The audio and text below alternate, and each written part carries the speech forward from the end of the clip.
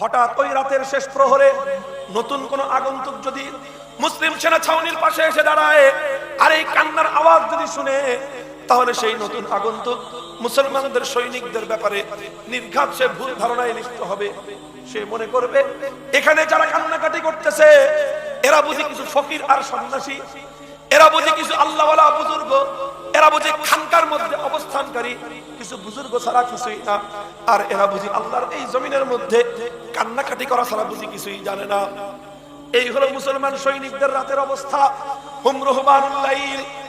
যখন এভাবে রাতটা শেষ হয়ে যায়, পূর্ব দিগন্তে সূর্য উদিত হয়, আর এরপরে যখন যুদ্ধের নাকারা বেজে ওঠে, তখন ওই সমস্ত মুসলমান সৈনিকেরা যারা রাতের বেলায় আল্লাহর কুদরতি কদমে সেজদা দিয়ে ফরিয়াদের হাত উত্তোলন করে চোখের অশ্রুতে যারা বুক ভাসিয়েছিল, দিনের বেলায় যখন যুদ্ধের ময়দানে নামে, তখন ওই সমস্ত মুসলমান যারা রাতের বেলায় আল্লাহর কুদরতি কদমে মাথা ঠুকে দিয়েছিল, দিনের আলোতে কোনো মাখলুকের সামনে তারা মাথা নত করতে জানে না।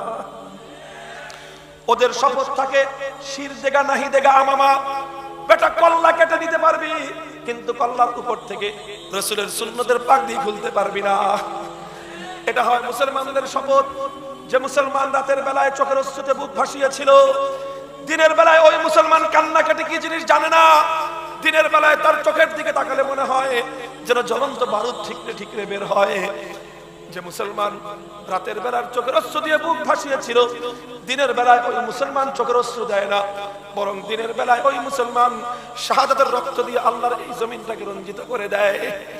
ওই মুসলমান যখন আল্লাহর দ্বীনের জন্য জিহাদের ময়দানে অবতীর্ণ হয়, তখন মুসলমানের একটাই মাত্র শপথ থাকে, একটাই শুধুমাত্র তার চিন্তার চেতনা থাকে, আল্লাহর দ্বীনের জন্য, আল্লাহর পয়গম্বরের ইজ্জতের হেফাজতের জন্য, আল্লাহ এবং তার রাসূলকে রাজি আর খুশি করবার জন্য তারা জীবন দেওয়াকে তত বেশি ভালোবাসে, আমরা আমাদের জীবন রক্ষা করাকে যত বেশি ভালোবাসি।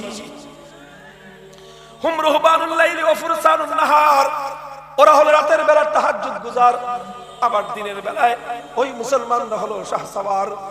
মুহতারাম হাজিরিন, রোম সৈনিক তখন বলেছিল, হে রোমান সেনাপতি, শুধু রোম আর পারস্য নয়, যতদিন পর্যন্ত মুসলিম সৈনিকদের মধ্যে রাতের বেলার এই কান্নাকাটি আর দিনের বেলার এই শাহাদাতের প্রেরণা থাকবে, তখন শুধু রোম আর পারস্য কেন, তাম পৃথিবীর সমস্ত শক্তি মিলেও এই মুসলমানদের অগ্রযাত্রা রুখে দেওয়ার সাধ্য কারো নাই।